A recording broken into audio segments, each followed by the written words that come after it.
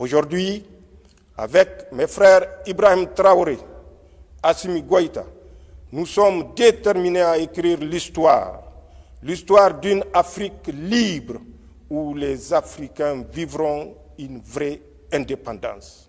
En effet, alors que le système démocratique doit rimer avec la bonne gouvernance et la justice, notre pays a été malheureusement otage des politiques qui ont fait de la politique un fonds de commerce, piétinant allègrement les règles minimales d'éthique et de déontologie consacrées pourtant par les textes de la République. La justice sélective, faite de népotisme, de corruption, d'impunité et d'opportunisme érigée en mode de gestion par excellence, choses somme toute qui ont favorisé le détournement des deniers publics, le bradage de notre souveraineté et l'effondrement du service public. Cette démission de la gouvernance s'est illustrée par l'incapacité de l'État à faire face aux défis sécuritaires, d'où sa sous-traitance avec les forces du mal ayant occasionné des morts et des déplacés. C'est dans cette optique que nous avons dénoncé certains accords justifiant la présence des troupes françaises au Niger ainsi que des accords léonins. Cette dynamique nous a amenés à bâtir une stratégie globale de défense, de lutte contre le terrorisme et toute agression de quelque forme qu'elle soit. C'est ainsi que grâce aux multiples succès remportés par nos vaillantes forces de défense et de sécurité, nous assistons à la normalisation progressive de la situation sécuritaire.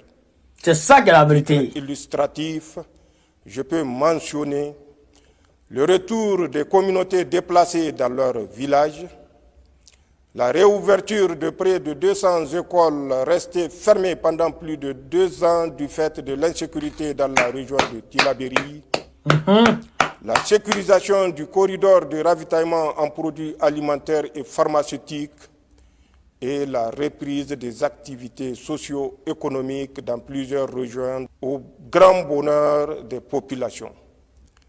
C'est le lieu ici de louer l'engagement, l'abnégation et le professionnalisme de nos forces de défense et de sécurité qui ont permis ces succès éclatants. Je tiens donc à rendre un vibrant hommage pour tous les sacrifices consentis pour la défense de l'intégrité du territoire national et la quiétude sociale. Je voudrais surtout témoigner ma sincère compassion à l'endroit des victimes civiles et militaires de la barbarie qui nous est imposée par les groupes armés terroristes et leurs sponsors. Le changement des régimes. La création de l'Alliance des États du Sahel est assurément l'aboutissement de cette démarche dont l'objectif est de faire du Sahel un espace de paix et de prospérité. Notre nouvelle organisation travaillera dans le seul intérêt des Sahéliens et pour une Afrique libre et décomplexée. Je fais mention spéciale à nos frères du Burkina Faso et du Mali qui ont toujours été à nos côtés dans le combat contre les forces du mal.